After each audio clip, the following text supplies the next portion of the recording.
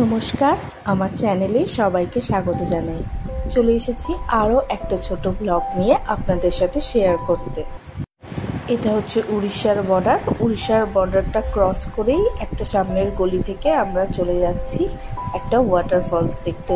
আমাদের বাড়ি থেকে যেটা দূরত্ব ওই 30 মিনিট মতো। লাঞ্চ সেরে নিয়েছিলাম পোলাও আর ডিম কষা রায়তা দিয়ে, সেটা তো আপনারা দেখলেনই।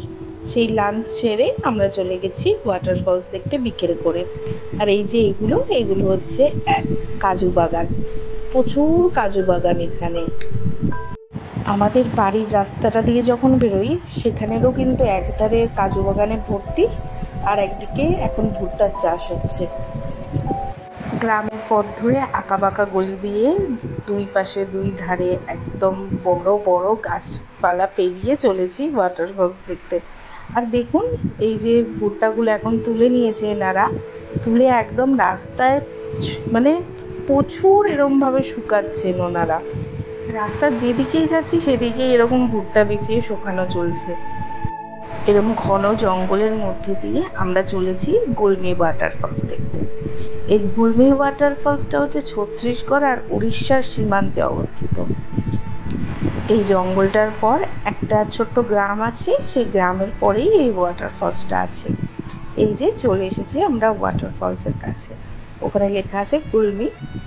আর এই যে ঘর মতো আছে, এখানে সব বারবিকিউ করার জিনিস আছে। এখানে অনেকে পিকনিকও করতে আসেন। আর চারিপাশটা শুধু সবুজে সবুজ, আর তার মাঝ থেকে বয়ে চলেছে একটা ওয়াটারফলস। দারুণ দৃশ্য। 3-4টে ফ্যামিলিও এসেছিল সেই সময়, আমরা যেই সময় গেছিলাম। আর এই যে উপরে সাদা সিঁড়িটা রয়েছে এই সাইডে, এই সিঁড়ি দিয়ে উপরে উঠে, অনেকটা উপরে উঠে তারপর কিন্তু দেখা যাবে এই ওয়াটারফলসটা। মানে এতটাই উঁচুতে যে সিঁড়ি দিয়ে উঠতে উঠতে প্রায় হাঁপিয়ে গেছিলাম। সিঁড়ি দিয়ে ওঠার পর ঠিক এরমভাবে নেমে খানিকটা গেলেই ওয়াটারফলসটা দেখা যাবে। ওই যে এখান থেকেও একটু একটু কিন্তু দেখা যাচ্ছে। এই যে ওয়াটারফলসটা ঠিক এরকম দেখতে। আর ওই দিকে বোধহয় কিছু একটা কাজও চলছে এই ওয়াটারফলসের ওই পাশটায়। এখনও তো বর্ষা শুরু হয়নি, কিন্তু বর্ষা শুরু হলে কিন্তু এর থেকেও বোধহয় বেশি জল থাকবে এখানে।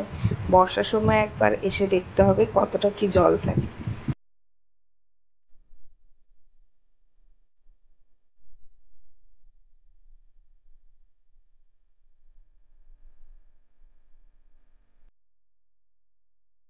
খুব বেশি দেরি করিনি দেখতে, কারণ কখন ঝড় বৃষ্টি ওঠে।